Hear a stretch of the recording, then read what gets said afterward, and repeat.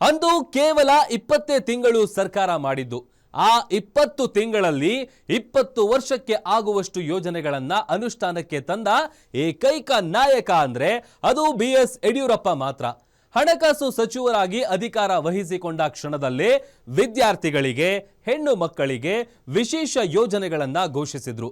ಅಷ್ಟೇ ಅಲ್ಲ, ಮಹಿಳೆಯರ ಶ್ರೇಯೋಭಿವೃದ್ಧಿಗಾಗಿ ಕಂಡ ಕನಸನ್ನ ನನಸು ಮಾಡಿದ್ರು.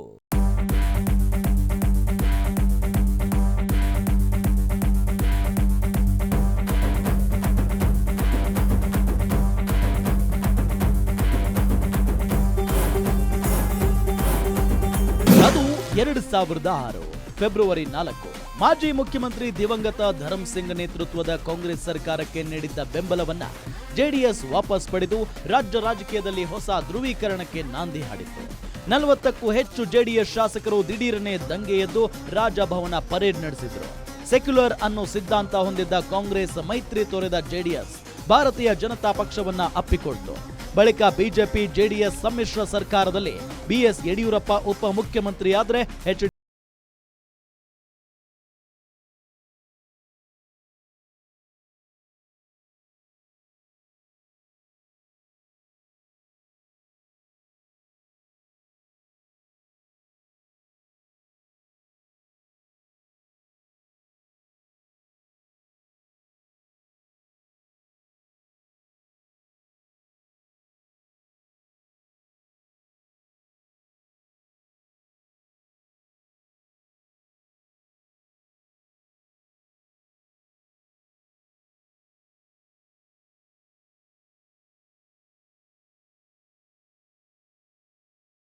ರೂಪಿಸಿದ್ದ ರೂಪುರೇಷೆಯಂತೆ ಫೈನಾನ್ಸ್ ಮಿನಿಸ್ಟರ್ ಆದ ಬಳಿಕ ಹಲವು ಜನಪರ ಯೋಜನೆಗಳನ್ನ ಜಾರಿಗೊಳಿಸಿದರು.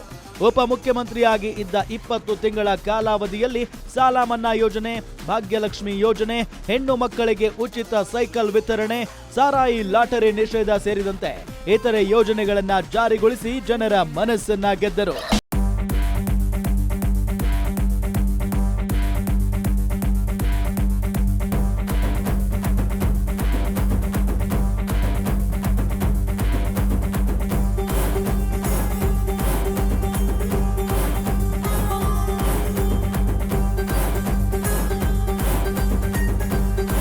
ಬಡತನದ ರೇಖೆಗಿಂತ ಕೆಳಗಿರುವ ಕುಟುಂಬದಲ್ಲಿ ಹೆಣ್ಣು ಮಗುವಿನ ಜನನ ಉತ್ತೇಜಿಸಲು ಯಡಿಯೂರಪ್ಪ ತೀರ್ಮಾನಿಸಿದರು. 2006-7ನೇ ಸಾಲಿನಲ್ಲಿ ಭಾಗ್ಯಲಕ್ಷ್ಮಿ ಯೋಜನೆಯನ್ನ ರೂಪಿಸಿ ಹೆಣ್ಣು ಮಕ್ಕಳ ರಕ್ಷಣೆಗೆ ಮಹತ್ವದ ಹೆಜ್ಜೆ ಇಟ್ಟಿದ್ದರು. BPL ಕುಟುಂಬದಲ್ಲಿ ಹೆಣ್ಣು ಮಕ್ಕಳು ಜನಿಸಿದರೆ ಅವರಿಗೆ ಬಾಂಡ್ ನೀಡುವ ಯೋಜನೆ ಇದಾಗಿದೆ. ಹೆಣ್ಣು ಮಗುವಿಗೆ 18 ವರ್ಷ ತುಂಬಿದಾಗ 1 ಲಕ್ಷ ರೂಪಾಯಿ ನೀಡಲಾಗುತ್ತದೆ. 2006 ಮಾರ್ಚ್ 31 ನಂತರ ಜನಿಸಿದ ಹೆಣ್ಣು ಮಕ್ಕಳು ಈ ಯೋಜನೆಯಡಿ ಫಲಾನುಭವಿಗಳಾಗಿ ಹೆಸರು ನೋಂದಾಯಿಸಿಕೊಳ್ಳಲು ಅರ್ಹರಿದ್ದರು. ಮಗು ಜನಿಸಿದ 1 ವರ್ಷದೊಳಗೆ ಜನನ ಪ್ರಮಾಣ ಪತ್ರವನ್ನ ಒದಗಿಸಿ ನೋಂದಾಯಿಸಲು ಅವಕಾಶ ಒದಗಿಸಿಕೊಟ್ಟರು. ಯೋಜನೆಯ ಸೌಲಭ್ಯಗಳನ್ನ ಬಡತನ ರೇಖೆಗಿಂತ ಕೆಳಗಿರುವ ಕುಟುಂಬದ 2 ಹೆಣ್ಣು ಮಕ್ಕಳಿಗೆ ಸೀಮಿತಗೊಳಿಸಿದ್ದರು. ಪ್ರತಿ ಫಲಾನುಭವಿಗೆ 10,000 ರೂಪಾಯಿ ಆಯ್ಕೆಯಾದ ಪಾಲುದಾರ ಹಣಕಾಸು ಸಂಸ್ಥೆಯಲ್ಲಿ ನಿಶ್ಚಿತ ಠೇವಣಿಯನ್ನ ಇಡಲಾಗುತ್ತದೆ. ಪಾಲುದಾರ ಹಣಕಾಸು ಸಂಸ್ಥೆಯ ಹೆಣ್ಣು ಮಗುವಿನ ಹೆಸರಿನಲ್ಲಿಟ್ಟಿದ್ದ 10,000 ರೂಪಾಯಿ ಡೆಪಾಸಿಟ್ ಮೇಲಿನ ಆದಾಯವನ್ನ ಗರಿಷ್ಠಗೊಳಿಸಿ ಡೆಪಾಸಿಟ್ ಹಣವನ್ನ ಬಡ್ಡಿ ಸಮೇತವಾಗಿ ಫಲಾನುಭವಿಗಳಿಗೆ 18 ವರ್ಷಗಳು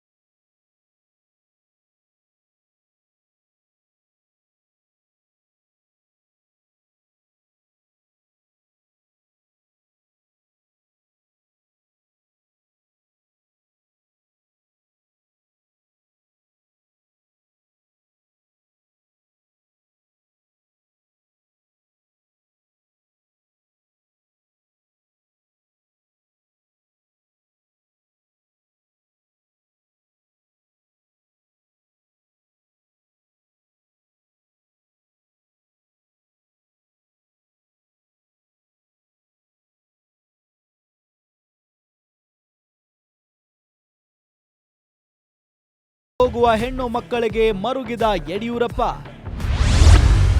ಗೈರು ಹಾಜರಾತಿ ತಪ್ಪಿಸಲು ಹೆಣ್ಮಕ್ಕಳಿಗೆ ಸೈಕಲ್ ವಿತರಿಸಿದ ಬಿಎಸ್ವೈ. ಶಾಲಾ ಮಕ್ಕಳಲ್ಲಿ ಧೈರ್ಯ, ಆತ್ಮವಿಶ್ವಾಸ ಮೂಡಿಸುವುದರ ಜೊತೆಗೆ ತಡವಾಗಿ ಶಾಲೆಗೆ ಆಗಮಿಸುವುದು, ಗೈರು ಹಾಜರಾತಿಯನ್ನ ತಪ್ಪಿಸಲು ಅಂದು ಯಡಿಯೂರಪ್ಪ ಮಹತ್ವದ ಹೆಜ್ಜೆ ಇಟ್ಟಿದ್ದರು. ಹೆಣ್ಣು ಮಕ್ಕಳಿಗಾಗಿ 2006-7ನೇ ಸಾಲಿನಲ್ಲಿ ಉಚಿತ ಸೈಕಲ್ ವಿತರಣೆ ಯೋಜನೆಯನ್ನ ಜಾರಿಗೊಳಿಸಿ ರಾಜ್ಯದ ಜನರ ಮೆಚ್ಚುಗೆಗೆ ಪಾತ್ರರಾದರು. ಯೋಜನೆಯ ಆರಂಭದಲ್ಲಿ ಬಿಪಿಎಲ್ ಕಾರ್ಡ್ ಹೊಂದಿರುವ ಕುಟುಂಬದ ಸರ್ಕಾರಿ ಮತ್ತು ಅನುದಾನಿತ ಶಾಲೆಗಳಲ್ಲಿ 8ನೇ ತರಗತಿ ದಾಖಲಾಗಿದ್ದ ಹೆಣ್ಣು ಮಕ್ಕಳಿಗೆ ಮಾತ್ರ ಈ ಸೌಲಭ್ಯ ಒದಗಿಸಲಾಗಿತ್ತು. ಆದರೆ ಎಲ್ಲರಿಗೂ ನೀಡಬೇಕು ಅನ್ನೋ ತೀವ್ರ ಒತ್ತಾಯಗಳು ಕೇಳಿಬಂದ ಬಳಿಕ ಯಡಿಯೂರಪ್ಪ ಅವರು ಎಲ್ಲ ವಿದ್ಯಾರ್ಥಿಗಳಿಗೂ ಉಚಿತ ಸೈಕಲ್ ವಿತರಣೆಗೆ ಕ್ರಮ ಕೈಗೊಂಡರು. ಸರ್ಕಾರಿ ಮತ್ತು ಅನುದಾನಿತ ಶಾಲೆಗಳಲ್ಲಿನ 8ನೇ ತರಗತಿಯಲ್ಲಿ ವಿದ್ಯಾಭ್ಯಾಸ ಮಾಡುವ ಹೆಣ್ಣು ಮತ್ತು ಗಂಡು ಮಕ್ಕಳಿಗೆ ಸೌಲಭ್ಯವನ್ನ ವಿಸ್ತರಿಸಲಾಯಿತು. ರಾಜ್ಯದ ನಗರ ಪಾಲಿಕೆ ವ್ಯಾಪ್ತಿಯ ಶಾಲೆಗಳಲ್ಲಿ ವ್ಯಾಸಂಗ ಮಾಡುತ್ತಿರುವ ವಿದ್ಯಾರ್ಥಿಗಳಿಗೆ ಈ ಯೋಜನೆ ಅನ್ವಯಿಸುತ್ತಿರಲಿಲ್ಲ. ಅಚ್ಚರಿ ಅಂದ್ರೆ ಸುಮಾರು 7 ಲಕ್ಷ ಶಾಲಾ ಮಕ್ಕಳಿಗೆ ಸೈಕಲ್ಗಳನ್ನ ವಿತರಿಸಿದ್ದರು. ಅದಕ್ಕಾಗಿ 1.25 ಕೋಟಿ ರೂಪಾಯಿ ಅನುದಾನ ಖರ್ಚು ಮಾಡಿದ್ರು. ಕೋವಿಡ್ನಿಂದಾಗಿ ಆರ್ಥಿಕ ಸಂಕಷ್ಟ ಎದುರಾಗಿತ್ತು.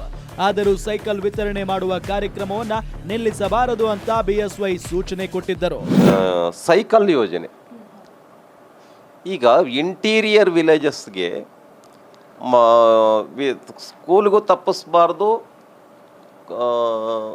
ವಿದ್ಯಾಭ್ಯಾಸನೂ ಆಗಬೇಕು. ಅದಕ್ಕೋಸ್ಕರ ಏನು ಮಾಡಿದರು ಅಂದರೆ ಸೈಕಲ್ ಯೋಜನೆ ಮಾಡಿದರು, ವಿಶೇಷವಾಗಿ ಗ್ರಾಮೀಣ ವಿದ್ಯಾರ್ಥಿಗಳಿಗೆ. ಆ ಸೈಕಲನ್ನು ಕೊಡೋದ್ರಿಂದ ವಿದ್ಯಾರ್ಥಿಗಳು ಸ್ಕೂಲಿಗೆ ತಪ್ಪಿಸ್ದೇನೆ ಸ್ಕೂಲಿಗೆ ಹಾಜರಾಗ್ತಕ್ಕಂಥದ್ದು ಹೆಚ್ಚಾಯಿತು. ಸ್ಕೂಲುಗಳಿಗೆ ತಪ್ಪದೇ ಬರ್ತಾಯಿದ್ರು, ಶಿಕ್ಷಣ ಇದಾಯಿತು. ಇದರಿಂದ ಲಕ್ಷಾಂತರ ಜನ ವಿದ್ಯಾರ್ಥಿಗಳು ಶಿಕ್ಷಣಕ್ಕೆ ಅನುಕೂಲ ಆಯಿತು, ಬಡವರಿಗೆ ಅನುಕೂಲ ಆಯಿತು, ಮತ್ತು ಆರೋಗ್ಯವೂ ಕೂಡ ಸುಧಾರಿಸ್ತು. ಉದಾಹರಣೆಗೆ ಬಾಕ್ಸನ್ನು ತಗೊಂಡು ಬರೋದು, ಮಧ್ಯಾಹ್ನ ಈಗ ಉದಾಹರಣೆ ಸ್ಕೂಲ್ ಮುಗಿದ್ರೆ ಮಧ್ಯಾಹ್ನ ಹೋಗೋದಕ್ಕೆ ಅನುಕೂಲ ಆಗೋದು, ಬೇಗ ಸ್ಕೂಲ್ ಮುಗಿದು, ಇಲ್ಲಾಂದ್ರೆ ಬಸ್ಸಿಗೆ ಕಾಯಬೇಕಾಗ್ತಿತ್ತು. ಹೀಗೆ ಲಕ್ಷಾಂತರ ಜನ ವಿದ್ಯಾರ್ಥಿಗಳಿಗೆ, ಪೇರೆಂಟ್ಸ್ಗೆ ಸೈಕಲ್ ಕೊಡೋದ್ರ ಮೂಲಕ ಆರೋಗ್ಯವೂ ಕೂಡ ಆ ಮಕ್ಕಳದು ಇಂಪ್ರೂವ್ ಆಗೋದು ಸೈಕಲ್ ಉಪಯೋಗಿಸಿದ್ರಿಂದ. ಆಮೇಲೆ ಎರಡನೇದು ಅವ್ರ ಸಮಯದ ಸದುಪಯೋಗ ಆಗೋದು, ಶಿಕ್ಷಣಕ್ಕೆ ಅನುಕೂಲ ಆಯಿತು. ಹೀಗೆ ಒಂದೊಂದು ಸಮಸ್ಯೆಯನ್ನು ತೆಗೆದುಕೊಂಡ್ಬಿಟ್ಟು ಸಾಕಷ್ಟು ಅನುಕೂಲ ಮಾಡಿದರು.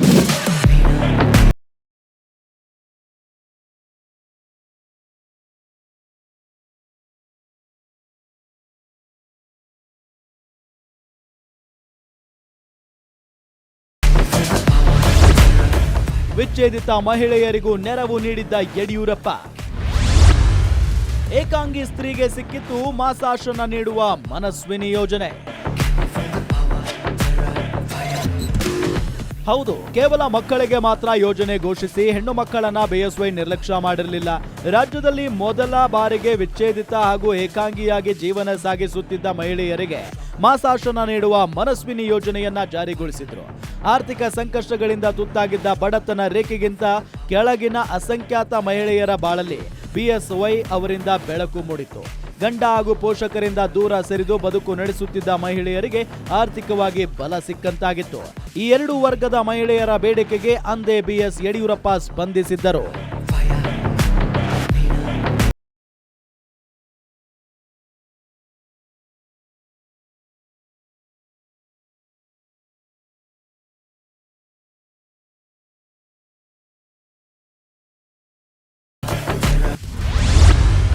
ಹಿರಿಯ ನಾಗರಿಕರಿಗೆ ಸಂಧ್ಯಾ ಸುರಕ್ಷಾ ಜಾರಿಗೆ ತಂದಿದ್ದ ಬಿಎಸ್ವೈ.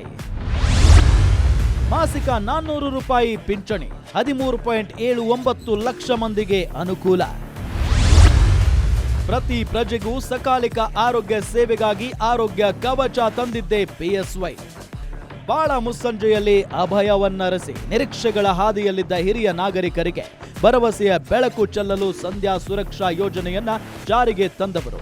ಸಂಧ್ಯಾ ಸುರಕ್ಷಾ ಯೋಜನೆಯಡಿ 65 ವರ್ಷ ಮೇಲ್ಪಟ್ಟ ಕಡು ಬಡವರಿಗೆ 400 ರೂಪಾಯಿ ಮಾಸಿಕ ಪಿಂಚಣಿ ದೊರಕುವ ವ್ಯವಸ್ಥೆ ಮಾಡಿದ್ರು. ಒಟ್ಟು 13.79 ಲಕ್ಷ ಹಿರಿಯರು ಇದರ ಅನುಕೂಲ ಪಡೆದಿದ್ದಾರೆ. ಕಟ್ಟ ಕಡೆಯ ಪ್ರಜೆಯು ಸಕಾಲಿಕ ಆರೋಗ್ಯ ಸೇವೆ ಪಡೆಯುವುದು ಅವನ ಹಕ್ಕಾಗಬೇಕೆಂದು ದೃಢ ನಿಲುವು ತಾಳಿದವರು ಯಡಿಯೂರಪ್ಪನವರು. ಈ ಕಾರಣಕ್ಕಾಗಿ ದೇವ ಧನ್ವಂತರಿಯ ರಾಯಭಾರಿಯಂತೆ ಆರೋಗ್ಯ ಕವಚ ಯೋಜನೆ ಜಾರಿಗೆ ತಂದರು. 24 ಗಂಟೆಗಳ ಕಾಲ ಕಾರ್ಯನಿರ್ವಹಿಸುವ ಆಂಬ್ಯುಲೆನ್ಸ್ ಸೇವೆಯನ್ನ ಒದಗಿಸಿ ಉಚಿತ ತುರ್ತು ವೈದ್ಯಕೀಯ ನೆರವು ದೊರಕಲು ಮಾನವೀಯ ಸ್ಪಂದನೆಯ ಹೆಜ್ಜೆ ಇಟ್ಟರು.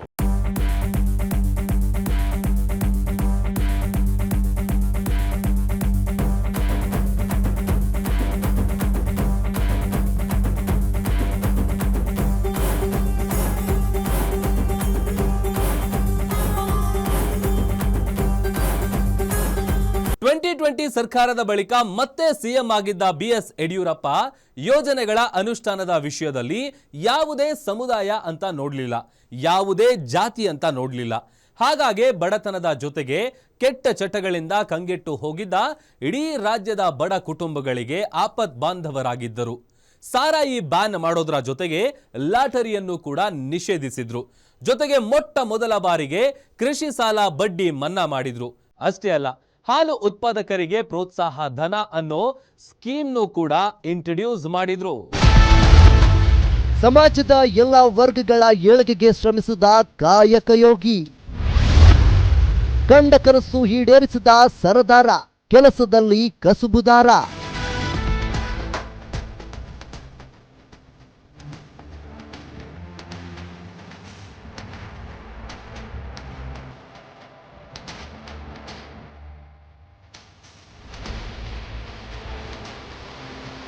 ಸಮ್ಮಿಶ್ರ ಸರ್ಕಾರದ ಆಡಳಿತ ಅಂದ್ರೆ ಅದಕ್ಕೆ ಅದರದ್ದೇ ಆದ ಇತಿಮಿತಿ ಮರ್ಜಿ ಇರಬೇಕಾಗುತ್ತೆ. ಜನರಿಗೆ ನೀಡಿದ್ದ ಎಲ್ಲ ಭರವಸೆ ಈಡೇರಿಕೆ ಸುಲಭವಲ್ಲ. ಇಂತಹ ಸಂದರ್ಭದಲ್ಲಿ ಮೊದಲ ಬಾರಿಗೆ ರಾಜ್ಯದಲ್ಲಿ ಜೆಡಿಎಸ್ ಬಿಜೆಪಿ ಸಮ್ಮಿಶ್ರ ಸರ್ಕಾರದ ಅವಧಿಯಲ್ಲಿ ಉಪಮುಖ್ಯಮಂತ್ರಿಯಾಗಿ ಕೆಲಸ ಮಾಡಿದ್ದು ಮಾತ್ರ ಅನನ್ಯ. ಹಣಕಾಸು ಸಚಿವರಾಗಿ BS ಯಡಿಯೂರಪ್ಪ ಅವರು ಜಾರಿಗೆ ತಂದ ರೈತ ಪರ ತಂದ 10 ಹಲವು ಕಾರ್ಯಕ್ರಮ ಜನ ಮೆಚ್ಚುವಂತದ್ದು. ಸಮಾಜದ ಎಲ್ಲಾ ವರ್ಗಗಳ ಸರ್ವೋತ್ತಮಕ ಅಭಿವೃದ್ಧಿಯನ್ನು ದೃಷ್ಟಿಯಲ್ಲಿ ಇಟ್ಟುಕೊಂಡ ಯೋಜನೆಗಳನ್ನು ಜಾರಿ ತಂದು ಜನಮನ ಗೆದ್ದರು.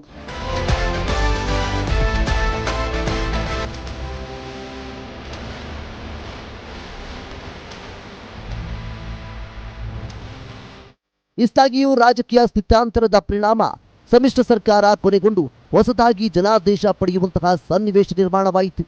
ಹಣಕಾಸು ಸಚಿವರಾಗಿ ನಡೆಸಿದ ಆಡಳಿತದ ಒಟ್ಟಾರೆ ಫಲಶ್ರುತಿಯಾಗಿ ಬಿಜೆಪಿ 2008ರಲ್ಲಿ ಸ್ಪಷ್ಟ ಬಹುಮತದೊಂದಿಗೆ ಅಧಿಕಾರದ ಚುಕ್ಕಾಣಿ ಹಿಡಿಯಿತು.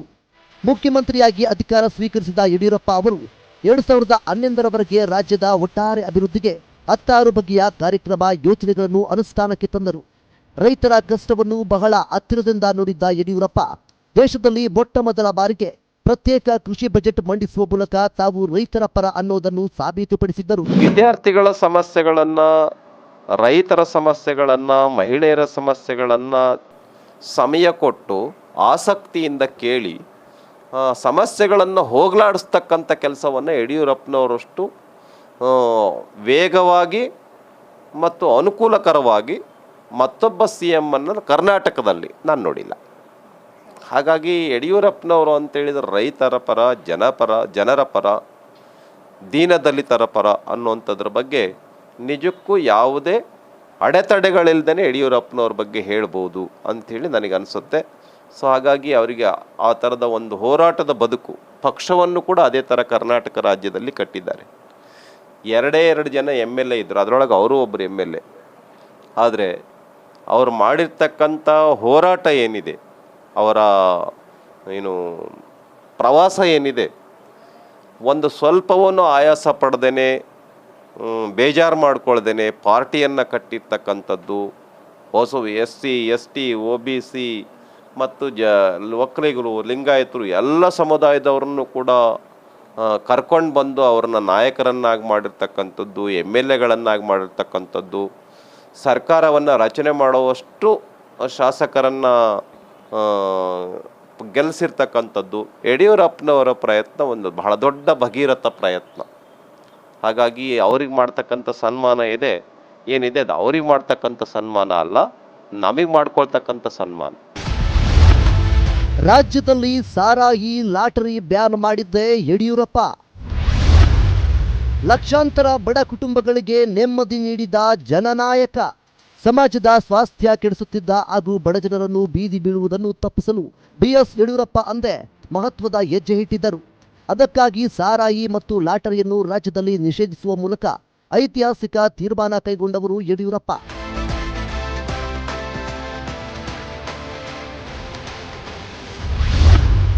ಎರಡು 2007ರಲ್ಲಿ ಸಾರಾಯಿ ಮಾರಾಟವನ್ನು ನಿಷೇಧಿಸಿದ ಬಿಎಸ್ ಯಡಿಯೂರಪ್ಪ ಮಹತ್ವದ ತೀರ್ಮಾನ ಕೈಗೊಂಡಿದ್ದರು. ಮದ್ಯದಂತೆ ಸಾರಾಯಿಯು ಸರ್ಕಾರಕ್ಕೆ ಬಹುದೊಡ್ಡ ಆದಾಯ ತರ್ತಾ ಇದ್ರೂ ಕೂಡ ಬಡ ಕುಟುಂಬಗಳ ಹಿತದೃಷ್ಟಿಯಿಂದ ಸಾರಾಯಿ ಮಾರಾಟವನ್ನು ನಿಷೇಧಿಸುವ ದಿಟ್ಟ ಹೆಜ್ಜೆಯನ್ನ ಇಟ್ಟಿದ್ದರು.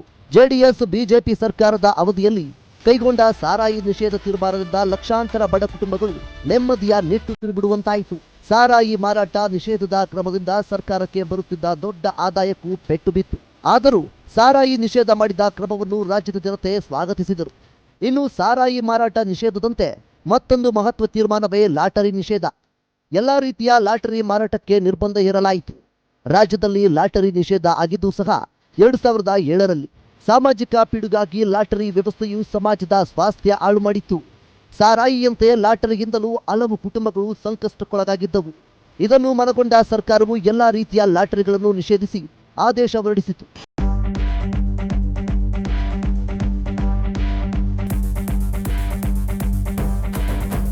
ರಾಜ್ಯದಲ್ಲಿ ಮೊದಲ ಬಾರಿಗೆ ಶೂನ್ಯ ಬಡ್ಡಿ ದರದಲ್ಲಿ ಕೃಷಿ ಸಾಲ. ರೈತರಿಗೆ ಬಿಗ್ ಗಿಫ್ಟ್ ನೀಡಿದ ಬಿಎಸ್ ಯಡಿಯೂರಪ್ಪ. ಮೊಟ್ಟ ಮೊದಲ ಬಾರಿಗೆ ಶೂನ್ಯ ಬಡ್ಡಿ ದರದಲ್ಲಿ ರೈತರ ಕೃಷಿ ಸಾಲ ಯೋಜನೆಯನ್ನು ಜಾರಿಗೊಳಿಸಿದ ಕೀರ್ತಿ ಯಡಿಯೂರಪ್ಪ ಅವರಿಗೆ ಸಲ್ಲಬೇಕು.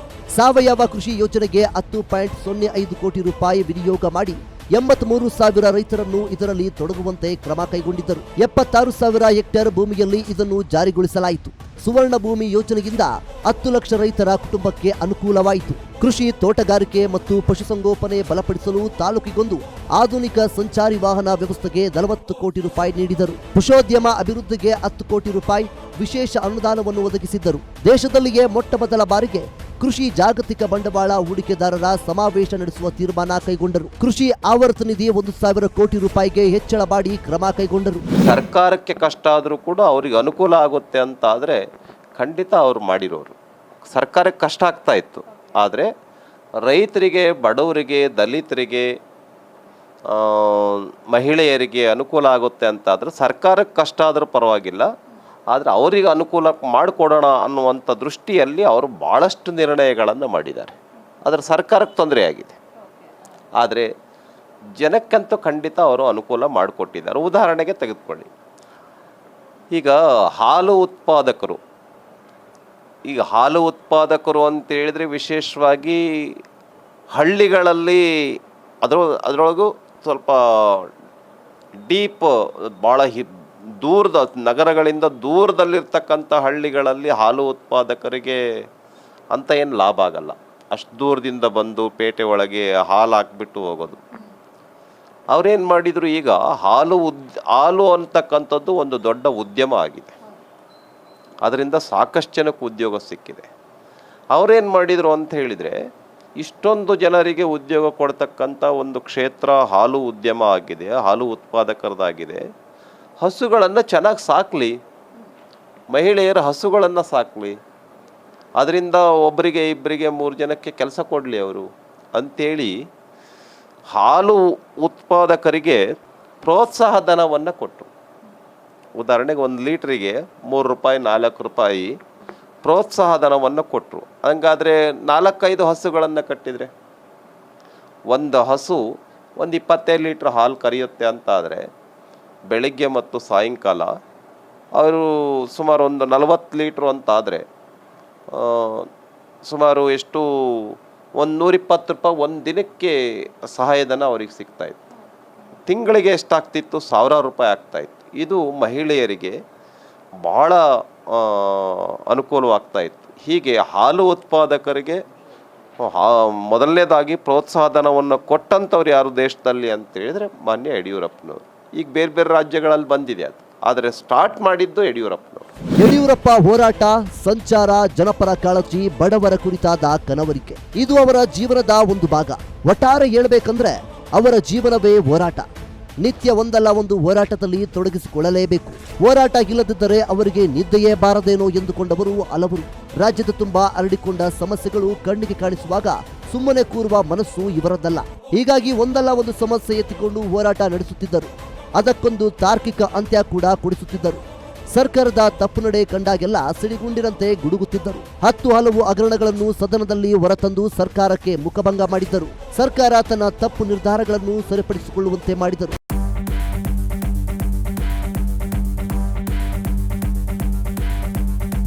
ಯಡಿಯೂರಪ್ಪನವರ ಆಪ್ತರು, ಸ್ನೇಹಿತರು ಹಾಗೂ ಒಡನಾಡಿಗಳು ಹೇಳುವಂತೆ ಯಡಿಯೂರಪ್ಪ ನಿಜಕ್ಕೂ ಕರುನಾಡು ಕಂಡ ಆಧುನಿಕ ಭಗೀರಥ ಅಂದ್ರೂ ತಪ್ಪಾಗಲಿಕ್ಕಿಲ್ಲ.